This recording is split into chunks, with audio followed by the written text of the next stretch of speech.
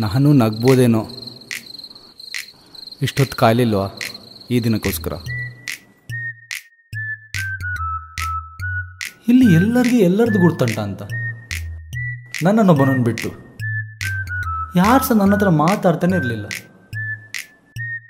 ಆದರೆ ಒಂದಿನ जरा हमारे इसमें मदद करो,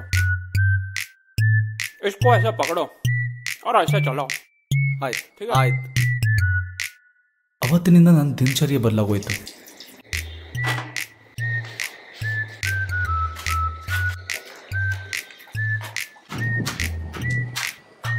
ನಾನಾಯಿತು, ನನ್ನ ಕೆಲಸ ಆಯಿತು.